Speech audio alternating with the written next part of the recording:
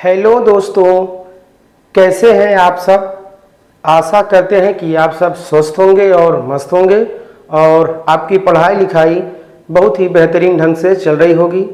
तो आज आप सीखने वाले हैं क्लास 12 के मैथ चैप्टर 1 संबंध और फलन के अभ्यास 1.1 को। तो आज आप सीखिए 12वीं कक्षा के मैथ अभ्यास 1.1 के महत्वपूर्ण प्रश्नों को। तो आइए सबसे पहले समझने का प्रयास करते हैं कि संबंध और फलन जो चैप्टर है इसमें कॉन्सेप्ट क्या है, क्या मुख्य बातें हैं जो बोर्ड एग्जाम में क्वेश्चन इससे संबंधित पूछा जाता है। तो सबसे पहले मैंने आपको प्रीवियस क्लास में अर्थात जो आपका इसी चैप्टर का जो फर्स्ट पार्ट था, अर्थात मैंने पहले वीडियो लेक्चर में आपको समझाया था कार्तीय गुणनफल क्या होता है, क्रमित युग्म क्या होता है, संबंध और फलन क्या होते हैं और संबंध के प्रकार के बारे में मैंने बताया था। ठीक है, आपने उस वीडियो को जरूर वॉच किया होगा और नहीं किए हैं तो आप लोग पहले वाला वीडियो जरूर वॉच करें, तब आपको ये वाला पार्ट बढ़िया से समझ में आने वाला है। तो आज एक बार फिर से हम रिवीजन कर देते हैं कि ये जो संबंध होता है वो होता क्या है, ठीक है, और संबंध के प्रकार क्या होते हैं। ठीक, तो संबंध एक प्रकार का समुच्चय होता है, संबंध एक प्रकार का समुच्चय होता है और जो संबंध समुच्चय होता है वो दिए हुए समुच्चय का कार्तीय गुणनफल का उपसमुच्चय होता है। अगर कोई समुच्चय दिया हो तो उसके कार्तीय गुणनफल का उपसमुच्चय होता है। तो आइए बात करते हैं संबंध के प्रकार के। तो ऐसे संबंध के प्रकार में अगर हम बात करें तो मैंने केवल आपको मुख्य रूप से 3 बताया था। ठीक है, सममित, स्वतुल्य और संक्रामक। ठीक है, मैंने यही 3 बताया था। और यदि ये तीनों जो फलन होता है उसको तुल्यता संबंध भी कहते हैं, तो ये थोड़ा एक्स्ट्रा में था। लेकिन रिक्त संबंध और सार्वत्रिक संबंध भी थोड़ा सा आप समझ लीजिए क्या होता है। तो आइए हम एक एक करके बात करते हैं। रिक्त संबंध क्या होता है और सार्वत्रिक संबंध क्या होता है। तो सबसे पहले अब डिफिनीशन 1 की बात करते हैं, परिभाषा 1 की बात करते हैं कि जो रिक्त संबंध होता है ये क्या होता है। ठीक है, तो आपने क्लास 11th में रिक्त समुच्चय पढ़ा होगा, आपको जरूर याद होगा रिक्त समुच्चय होता क्या है। पहले आप इसको समझिए, उसके बाद तब आप समझ सकते हैं कि ये रिक्त संबंध क्या होता है। ठीक है, तो सबसे पहले हम बात कर लेते हैं रिक्त समुच्चय क्या होता है। और आपको पता है रिक्त समुच्चय को हम किससे लिखते हैं, तो ध्यान देना है, रिक्त समुच्चय को हम फाई से लिखते हैं। रिक्त समुच्चय को हम किससे लिखते हैं, फाई से लिखते हैं। लेकिन बात आई कि रिक्त समुच्चय कहते किसे हैं। तो देखिए, वह ऐसा समुच्चय जिसमें कोई अवयव नहीं हो, वह ऐसा समुच्चय जिसमें कोई अवयव नहीं हो उसको हम कहते हैं रिक्त समुच्चय। जैसे हम बात करते हैं कि 1950 से पहले भारत के राष्ट्रपति का समुच्चय, राष्ट्रपतियों का समुच्चय।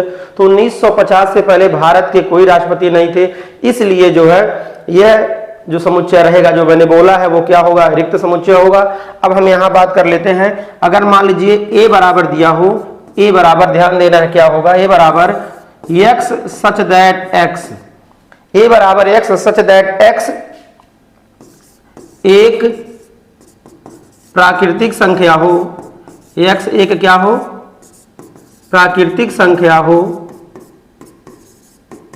जो कि क्या हो, 0 से छोटा हो। ये मैंने पूरा यहां पे नोट कर दिया ऐसे, x सच दैट x एक प्राकृतिक संख्या हो जो कि 0 से छोटा हो, या इसको ऐसे लिख सकते हैं हम यहां पर x such that x is less then 0, जहां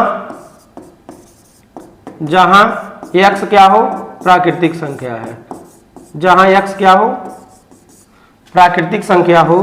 तो बताइए आप लोग, क्या कोई ऐसी प्राकृतिक संख्या है, क्या कोई ऐसी प्राकृतिक संख्या है जो 0 से छोटी होती है। x ऐसा अवयव है जो क्या है, एक प्राकृतिक संख्या है जो कि 0 से छोटा हो। तो बताइए कोई ऐसी प्राकृतिक संख्या है जो कि 0 से छोटा होगा, तो ऐसा संभव नहीं है। इसलिए यहां पर a क्या है, यहां पर a है वो है रिक्त समुच्चय है। तो आपने रिक्त समुच्चय समझ लिया। अब हम यहां पे बात कर लेते हैं कि ये जो रिक्त समुच्चय है इससे रिक्त संबंध का क्या मतलब है? तो रिक्त संबंध भी एक प्रकार का ऐसा समुच्चय है, ठीक है, जिसमें कोई अवयव नहीं होता। तो आप डिफिनीशन से समझिए, समुच्चय ए पर परिभाषित संबंध आर, जो संबंध आर है, ठीक है, रिक्त संबंध कहलाता है। ये क्या कहलाता है? ये रिक्त संबंध कहलाता है यदि ए का कोई भी अवयव ए के किसी भी अवयव से संबंधित नहीं है। यदि ए एक समुच्चय हो, ठीक है, तो और इस पर एक संबंध आर है, तो आर रिक्त संबंध कहलाएगा यदि ए का कोई भी अवयव जो है ए के किसी भी अवयव से संबंधित नहीं हो। अर्थात जब आर बराबर क्या होगा? फाई। जब आर बराबर क्या होगा? फाई। जब आर बराबर होगा फाई तो क्या होगा? तब वो संबंध होगा रिक्त समुच्चय। और जब आर बराबर फाई होगा तो फाई पता है ए क्रॉस ए का क्या होता है? फाई ए क्रॉस ए का जो है वो सबसेट होता है, अर्थात उप समुच्चय होता है, ठीक है। अब यहाँ पे हम एक एग्जाम्पल ले लेते हैं, उदाहरण। यहाँ पे हम लेते हैं एक उदाहरण से समझते हैं कि क्या है। जैसे मान लीजिए यहाँ पर यदि, ध्यान देना है, यदि a बराबर दिया हो 1 2 3, यदि a बराबर दिया हो 1 2 3, ठीक है, और r बराबर क्या दिया हो? ध्यान देना है, r बराबर ऐसे दिया हो यहाँ पर a comma b such that a, ठीक है, a comma b such that क्या हो? a बराबर पता क्या हो यहाँ पर 4b, a बराबर क्या दिया हो? 4b, और a comma b is element of क्या हो? ये हो a हो, ठीक है, ध्यान देना है।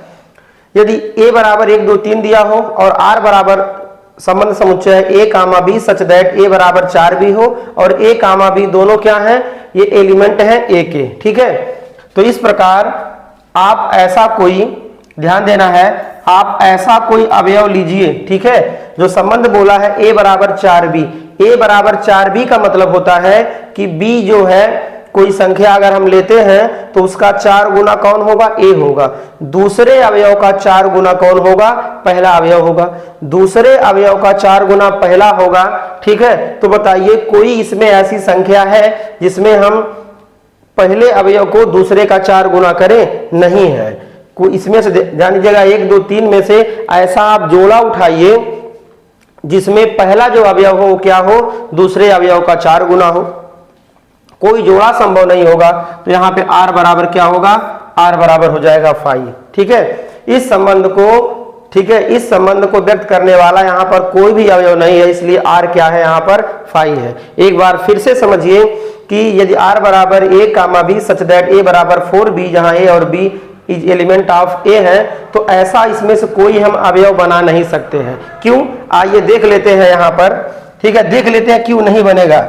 इसको इतना ही हम लिख सकते हैं कि इसमें कोई अवयव नहीं बन पाएगा। एक बार जानने का प्रयास करते हैं क्यों नहीं बन पाएगा। तो ध्यान देना है, अगर हम a क्रॉस a निकालेंगे तो हमें क्या मिलेगा? a क्रॉस a निकालने पर क्या मिलेगा?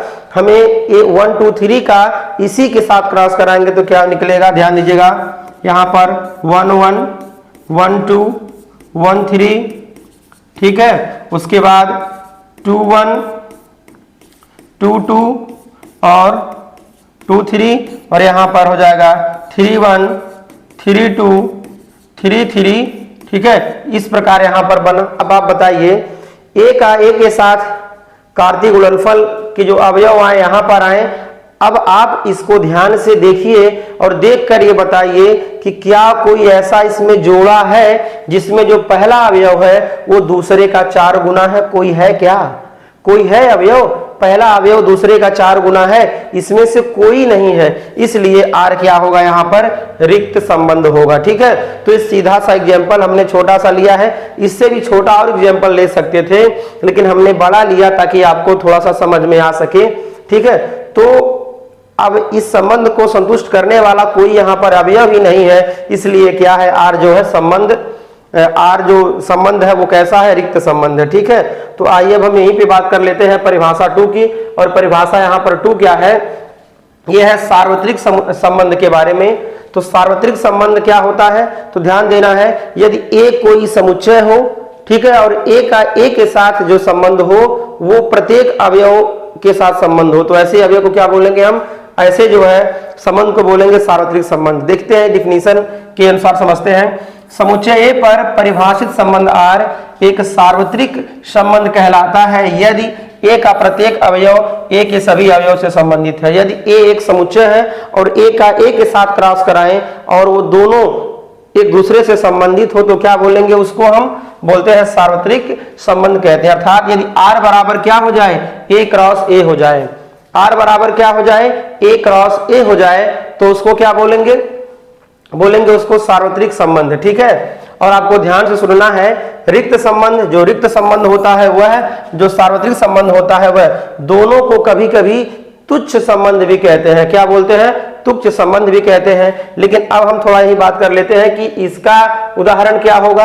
तो यहाँ पे उदाहरण ले लेते हैं दूसरे वाले का, दूसरे का हम उदाहरण यहाँ पे ले लेते हैं। ठीक है, उदाहरण से ही समझ में आने वाले हैं ये सब, क्योंकि ये सब थ्योरेटिकल है। ठीक है, तो यहाँ समझिए, हम यहाँ पे ऐसे लेते हैं, यदि, ध्यान देना है, यदि a बराबर दिया हो 1,2, यदि a बराबर दिया हो 1,2 और जानते हैं r बराबर क्या हो, r बराबर ऐसा एक संबंध समुच्चय हो, ऐसा एक संबंध हो जिसमें यहाँ पे a, b जो है ये सच दैट ऐसा हो ना कि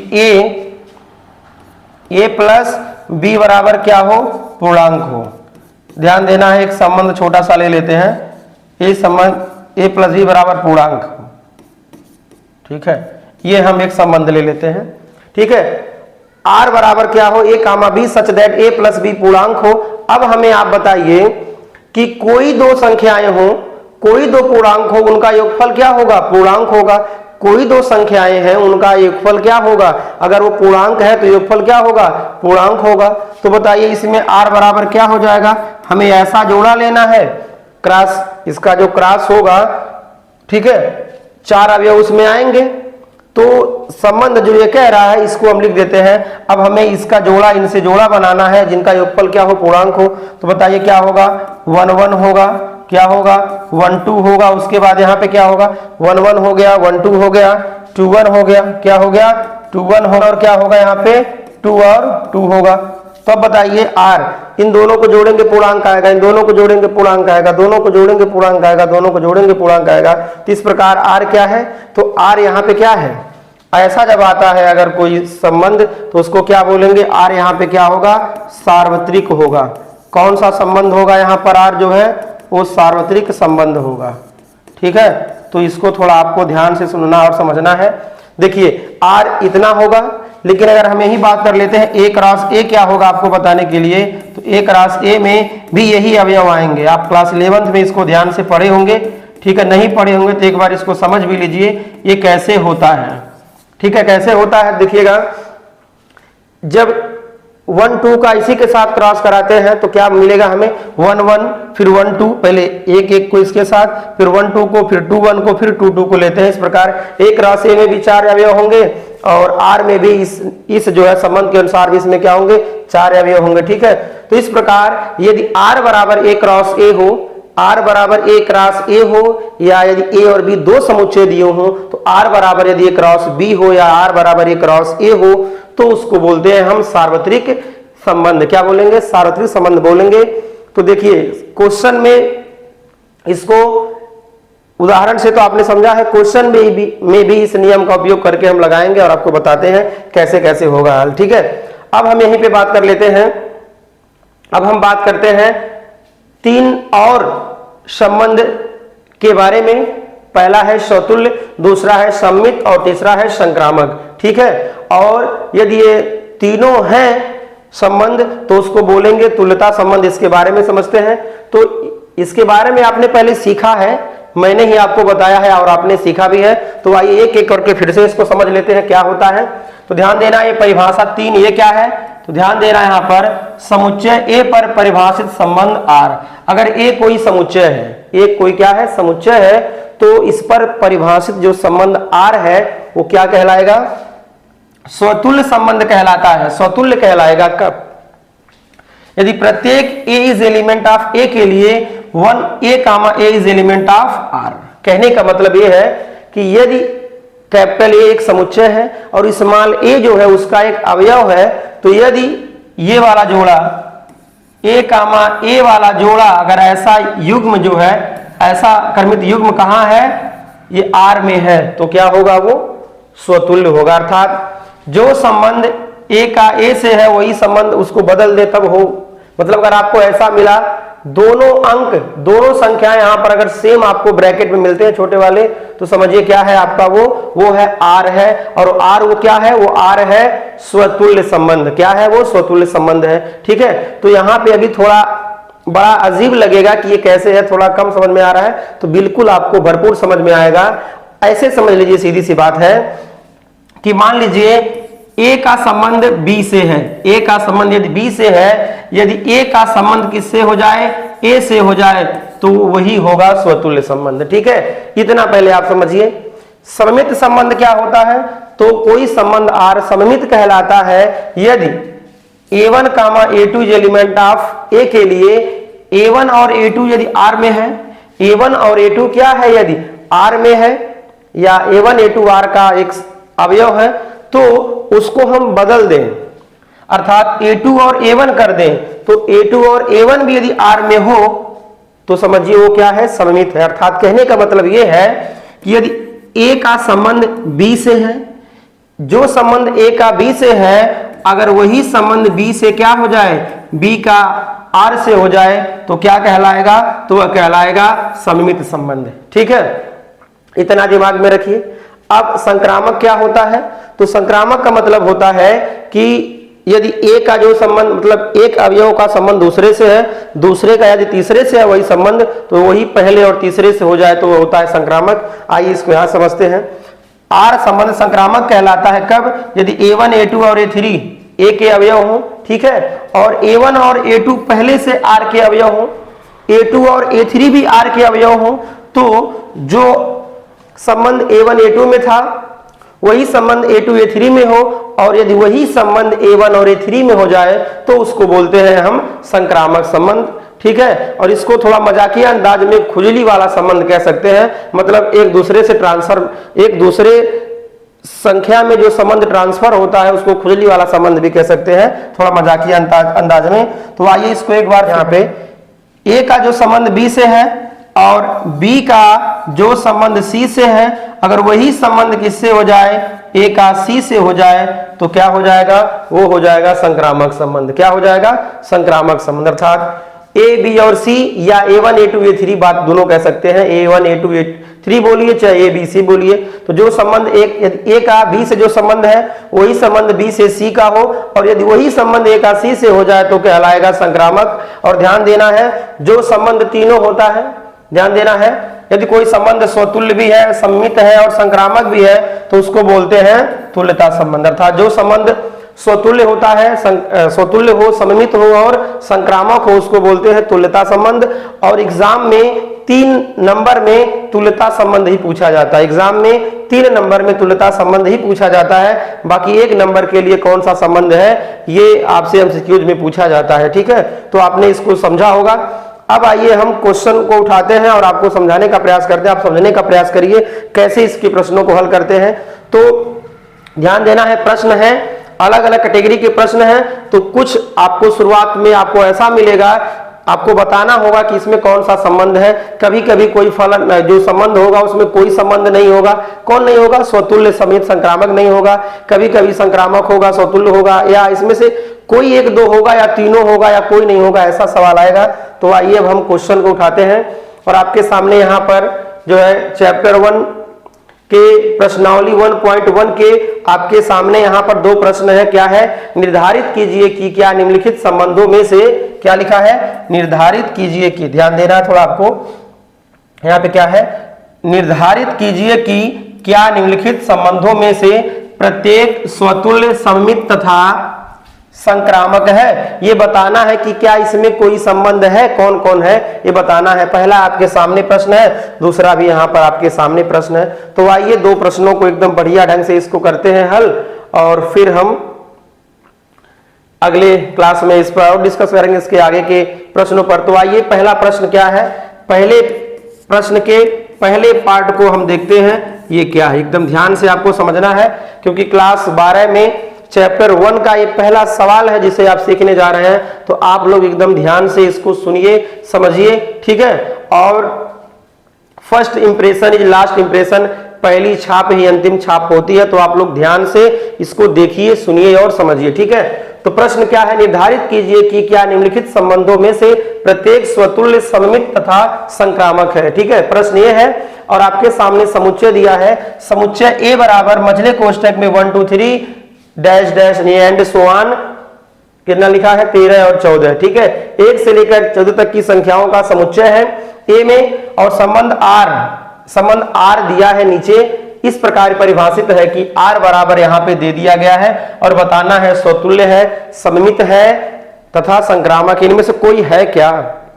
यदि है तो हमें बताना है कैसे है, ठीक है। तो आइए सबसे पहले हम यहां पर आर को लिखते हैं। आर बराबर क्या दिया है, यहां पर आर बराबर दिया है मझले कोष्टक में x comma y such that ये लिखा है 3x यानी 3x माइनस के y बराबर लिखा है 0। समझ गए हीरो, क्या लिखा है x कामा y, ये ऐसा है कि सच दैट 3x माइनस के y बराबर दिया है 0, ठीक है। और हमें क्या निकालना है, बताना है स्वतुल्य है, सममित है और संक्रामक है। तो क्या आप तैयार हैं सीखने को, आप लोग कमेंट बॉक्स में कमेंट करिए, फिर हम आगे बढ़ते हैं। तो आइए अब हम यहां पे लिखते हैं, ये तो अभी आपके सामने नियम विधि से लिखा था, ये जो यहां पे लिखा है ये किस विधि से है, ये है नियम विधि से है। ये जो लिखा गया है ये कैसे है, ये आपका जो है नियम विधि से है। ये कैसा है, ये नियम विधि से लिखा है, आप लोग क्लास 11th में जरूर पढ़े होंगे। ये नियम विधि से लिखा गया है, कौन, ये वाला समुच्चय, ठीक है। अब इसको आर को हम रोस्टर अर्थात तालिका विधि से लिखते हैं, ठीक है। तो अब आपको समझना है, ध्यान देना है, x और y संख्याओं का हमें ऐसा जोड़ा चुनना है जिसमें ध्यान देना है 3x माइनस के y बराबर 0 लिखा है ना, ध्यान देना है क्या लिखा है यहां पर 3x माइनस के y बराबर 0 लिखा है बाबू लोग। तो 3x बराबर क्या हो जाएगा y, क्या हो जाएगा 3x बराबर हो जाएगा y, ठीक है। अब 3x बराबर y हो जाएगा तो एक काम करिए, यहां पर हम मान रख के देख लेते हैं कौन सा मान हम रखें तो क्या मिले। देखिए यदि हम x बराबर 1 रखते हैं, x बराबर 1 भरिए तो y बराबर कितना आ जाएगा 3, x बराबर 1 भरिए इसमें तो y बराबर 3, x बराबर अगर 2 भरिए तो y बराबर 6, यही ना होगा। और x बराबर कितना भरिए 3 भरिए तो y बराबर कितना 9, अगर x बराबर 4 भरिए तो y बराबर कितना हो जाएगा 12, अगर x बराबर हम 5 भरते हैं तो y बराबर कितना हो जाएगा 15, ये होगा। लेकिन जरा देखिए यहां पर ये क्या दिया है, केवल 14 ही दिया है ना, इसलिए ये वाला लाइन नहीं होगा, ये वाला लाइन क्या होगा नहीं होगा, इसको हम रिमूव कर देंगे। क्योंकि ये हम लोग यहाँ पे रफ कार्य कर रहे हैं ना अलग से, तो रफ कार्य कर रहे हैं तो इसको नहीं किया जाएगा। देखिए हम संख्या वहीं तक फिल करेंगे जहां तक हमें y का मान मिल सके, क्योंकि x और y दोनों है। ध्यान देना है ये जो x और y है ना, ये x और जो y है, ये x और y इसी से संबंधित है, a से संबंधित होना चाहिए।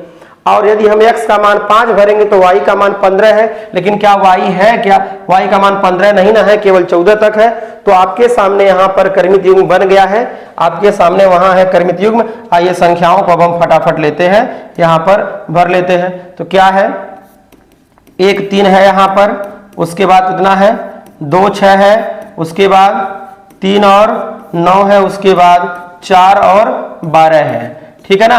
और हम आगे 5 और 15 नहीं करेंगे, क्यों नहीं करेंगे, 5 तो है, 5 इसमें है, लेकिन 5 रखने पर 15 आएगा, y का मान 15 आ रहा है, क्या 15 इसमें है, नहीं है ना। जब 15 नहीं है तो बस केवल हम यहीं तक लिख देंगे, और जो हमारा रफ कार्य है इसको हम यहाँ से रिमूव करते हैं, ठीक है। रफ कार्य हम यहाँ से रिमूव करते हैं। और आपको कोई डाउट है तो आप लोग बताइए, ठीक है। ध्यान दीजिएगा आर ये कैसा दिया था, नियम विधि से दिया था, ये आपको नहीं लिखना है, आपको कॉपी में इसको नहीं लिखना है। मैंने आपको बताया कि ये किस विधि से लिखा गया है, नियम विधि से है। और हमने किस विधि से लिखा है इसको, रोस्टर अर्थात तालिका विधि से लिखा है, ठीक है।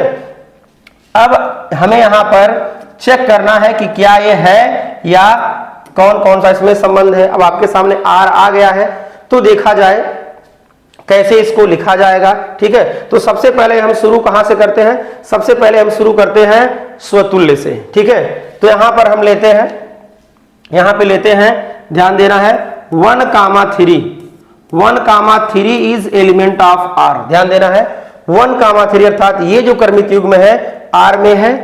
ठीक है, परंतु ध्यान देना है ये है ना, परंतु अब 1,3 इज एलिमेंट ऑफ आर है, क्या 1,1 एलिमेंट ऑफ आर है, नहीं, परंतु ध्यान देना है 1,1 is not element of R. ध्यान देना है 1,3 तो आर में है, ये उठा लीजिए, इसमें से कोई उठाइए, हम पहला उठा रहे हैं 1,3 तो आर में, आर का एक अवयव है, लेकिन 1,1 इसमें क्या है, नहीं है, 1,1 is not element of R, तो यहां क्या लिख लेंगे, इसीलिए आर जो है स्वतुल्य नहीं है, इसलिए आर क्या है, स्वतुल्य नहीं है, आर स्वतुल्य नहीं है। ये आपका पहला हुआ एक संबंध, तो ये नहीं हुआ है। यहां पे हम दूसरा लेते हैं, क्या लेते हैं, दूसरा। पहला आपका यहां पे हो गया है। ठीक है, दूसरा लेते हैं, ध्यान देना है 1,3 is element of R, 1,3 is element of R, परंतु ध्यान देना है यहां पर, परंतु 3,1 is not element of R. बताइए जो संबंध 1 का 3 से है, क्या वही संबंध 3 का 1 से है? 1,3 तो आर में है, क्या 3,1 है, क्या 3,1 है, क्या नहीं है? जब नहीं है तो इसलिए आर क्या है, आर जो है वो सममित नहीं है। आर क्या है, आर जो है वो सममित नहीं है। कोई डाउट किसी को?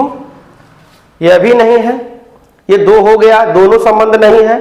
अब यहीं पे हम बात कर लेते हैं तीसरा, यहीं पे हम बात कर लेते हैं तीसरा। ठीक है, तो तीसरे के लिए हम यहां पे लिख लेते हैं, ध्यान देना है यहां पर 1,3 इज एलिमेंट ऑफ आर, 1,3 तो है और 3,9 भी है। देखिए तीसरे के लिए, संक्रामक के लिए हम देखते हैं 1,3 है। अब ऐसा हम जोड़ा लेंगे जिसमें दूसरा हो। ठीक है, तो 3 अगर यहां है तो कौन पहले वाला 3 है, 3,9 वाला है, और 3,9 इज एलिमेंट ऑफ आर। ध्यान देना है 1,3 इज एलिमेंट ऑफ आर है, 3,9 इज एलिमेंट, यानी 3 और 9 भी एलिमेंट ऑफ आर है, परंतु ध्यान देना है सभी को, परंतु जानते हैं, अब देखिए जो संबंध 1 का 3 से है वही संबंध 3 का 9 से है, परंतु वही संबंध क्या है, जो 1 का 3 से है, 3 का 9 से, वही 1 का 9 से नहीं है, अर्थात यहां पर 1,9 इसमें कहीं है क्या, नहीं है। परंतु 1,9 is not element of R, तो इसलिए आर क्या है, इसलिए आर संक्रामक नहीं है, इसलिए आर क्या है, संक्रामक नहीं है। इस प्रकार ये तो इसमें तीनों संबंध नहीं है। इस प्रकार ये आपका जो पहला प्रश्न है, इसमें जो आर है, आर इसमें कोई संबंध नहीं है। ठीक है, तो आपको इसको ध्यान से, इसको आप देखे हैं, सुने हैं, इसको आराम से आप अपने कॉपी में नोट करिए। ऐसे प्रश्न आपको एग्जाम में मिलेंगे देखने को। ठीक है, आपको रूल फॉलो करना है। एक बार मैं फिर रिपीट कर देता हूं, स्वतुल्य के लिए यदि कोई युग्म दिया है, कोई भी अगर युग्म दिया है, अगर ए और बी के रूप का है, तो जो ए का संबंध बी से है, अगर वही ए का ए से हो जाए, स्वयं का उसी से हो जाए, तो उसको स्वतुल्य बोलेंगे। और यदि ए का जो संबंध बी से है वही बी का ए से हो जाए, अर्थात ए भी दिया हो और यदि बी ए भी उसमें दिया हो आर में, तो होगा सममित। और यदि ए बी दिया हो एक अवयव और बी सी दिया हो और ए सी भी दिया हो, तो वह संक्रामक होता है। और जिसमें तीनों होता है वो क्या होता है, तुल्यता संबंध होता है। ठीक है, तो आपने इसको अच्छे ढंग से समझा है। अब आइए हम प्रश्न संख्या 2 को उठाते हैं। प्रश्न संख्या 2 क्या है, देखिए थोड़ा यहां पर आपको कुछ कम दिख रहा होगा, अब यहां शायद आपको पूरा दिख गया होगा। ठीक है,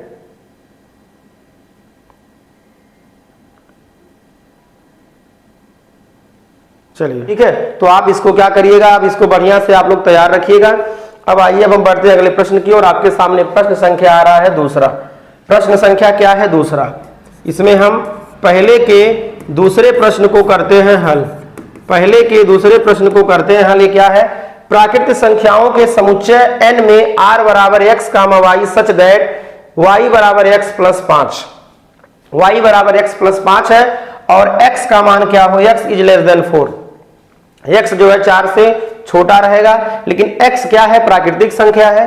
तो सबसे पहले हम यहां पे लिखेंगे r बराबर क्या यहां पे लिखा है, x comma y such that, ये x यहां पे लिखा है, ऐसे ध्यान देना है, क्या लिखा है, y बराबर लिखा है x प्लस के 5, ठीक है। तथा यहां यह भी बताया गया है कि x इज लेस देन 4, ठीक है, ये ऐसा दिया गया है। ये किस विध से है, ये है नियम विध से है, ठीक है। तो इसको हम पहले रोस्टर विध से लिखेंगे, r बराबर क्या होगा, ध्यान देना है। देखिए अब हमें ऐसा जोड़ा लेना है जिसमें जो दूसरा पद है यानी y, जो दूसरा अवयव है y क्या हो, x पहले में 5 जोड़ने पर प्राप्त हो, पहले से 5 बड़ा हो, पहला x है तो पहले से 5 बड़ा हो y, ठीक है। तो हम एक काम करते हैं, x का मान हमें 4 से छोटा रखना है और प्राकृतिक संख्या रखना है, तो x का मान हम लेते हैं 1। जब x का मान हम 1 यहाँ रखेंगे, यहाँ पे 1 कितना आ जाएगा, y का मान 6 हो जाएगा। x का मान आप 2 भरिए, 2 भरेंगे 2 5 हो जाएगा 7, y का मान अगर आप यहाँ 3 भरेंगे तो 3 5 कितना हो जाएगा, 8 हो जाएगा। अब आपको ध्यान देना है, x का मान आप 3 से बड़ा रख नहीं सकते हैं, x 4 से छोटा ही है, तो बस केवल ये इतना ही रह जाएगा, ये क्या हो जाएगा, इतना ही यहाँ पर हो जाएगा। अब आप इसमें से कोई जोड़ा उठा लीजिए, हम पहला ही उठा लेते हैं, यहाँ लिखेंगे हम 1,6 is element of r, 1,6 is element of r, परंतु ध्यान देना है, देखिए जो संबंध 1 का 6 से है, क्या वही संबंध 1 का 1 से है, 1 1 वाला है क्या। स्वतुल्य के लिए पहला अवयव का पहला दूसरा अवयव सेम होना चाहिए, 1 6 है तो 1 1 है क्या इसमें, जब 1 1 नहीं है परंतु 1,1 is not element of r, तो यहां लिख देंगे इसलिए r क्या है, r जो है स्वतुल्य नहीं है, r क्या है, स्वतुल्य नहीं है, ठीक है। ये आपका पहला हो गया। दूसरा लेते हैं, यही पर हम दूसरा लेते हैं, इसी में 1,6 is element of r, 1,6 is element of r, थोड़ा इसट गया है ध्यान दीजिएगा, 1,6 इज एलिमेंट ऑफ r, परंतु ध्यान देना है यहां पे ऐसे लिखिएगा, परंतु अब 1 का जो संबंध 6 से है क्या वही 6 का 1 से है, अर्थात परंतु 6,1 is not element of r, तो इसलिए r क्या है, r जो है सममित नहीं है, r क्या है, r जो है वो सममित नहीं है, ठीक है, यह भी ये संबंध नहीं हुआ। तीसरा हम बात कर लेते हैं, देखिए तीसरे के लिए इसमें कोई ऑप्शन ही नहीं बचा, संक्रामक इसमें होगा ही नहीं, क्यों, ध्यान देना है, 1,6 इज एलिमेंट ऑफ r, परंतु ध्यान देना है और कोई 6 और कोई और संख्या वाला है क्या, नहीं है। अब इसमें 2 अवयव और चाहिए ना, 1 6 तो है, अब 6 के साथ कोई और वाला अवयव नहीं है और पहले के साथ कोई और वाला अवयव नहीं है, ठीक है, तो परंतु और आगे का नहीं है, 6 के साथ कोई अवयव नहीं ना है, तो इसलिए जब एक ही यहां पे हो रहा है तो लिख सकते हैं, अब इसमें से कौन अवयव उठाया जाए, परंतु और 2 युग्म और जो शेष युग्म होते हैं वो अवेलेबल नहीं है, ठीक है, तो इसलिए क्या है, संक्रामक नहीं होगा, सीधे लिख सकते हैं। स्वतुल्य नहीं है, सममित नहीं है और संक्रामक के लिए युग्म ही उपलब्ध नहीं है। 1,6 इज एलिमेंट ऑफ r, परंतु